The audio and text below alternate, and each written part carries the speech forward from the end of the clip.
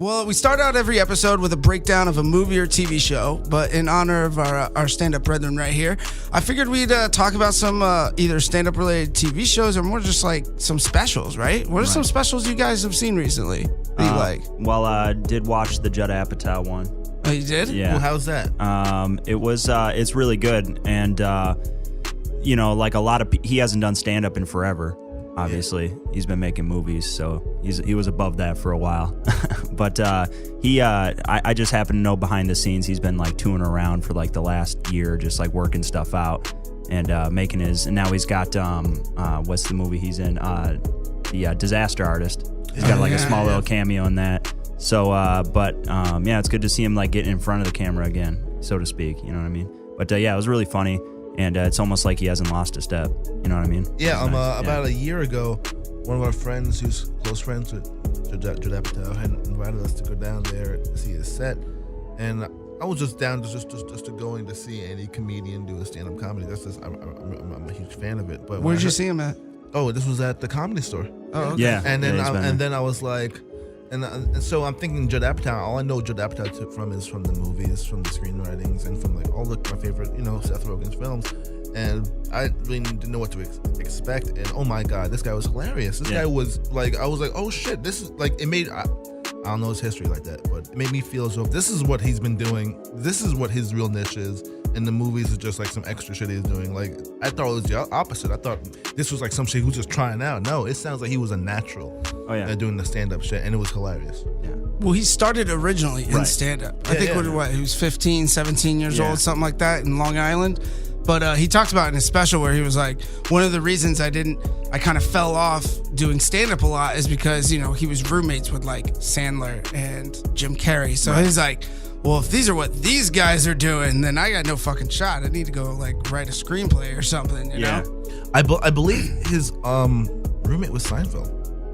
He had a bunch. Yeah. I think his roommate is like when they speak of roommates, like the roommate he mentions is Seinfeld. That's the one he like was real close with. Yeah. So. I heard a funny story when he was rooming with Sandler, because they were actually out here at the time and had an apartment in like Hollywood or something. And it was funny because they had apparently just moved in together.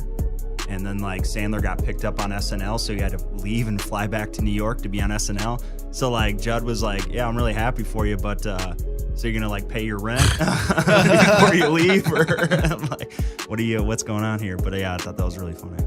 Yeah, there's gonna be like a fat check in New York, but if you don't pay your rent, we're not gonna be friends anymore. Right?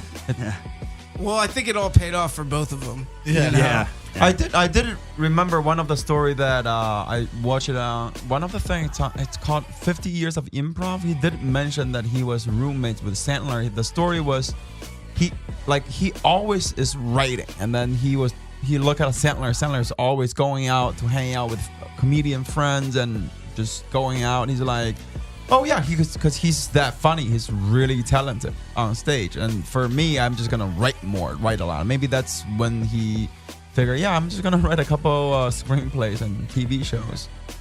Yeah. Well, I mean, what did you guys think of Freaks and Geeks? Because that was like, I've seen very little of it, but I don't know. Like it's a serviceable show. If I'm being totally honest, because it's like renowned as this.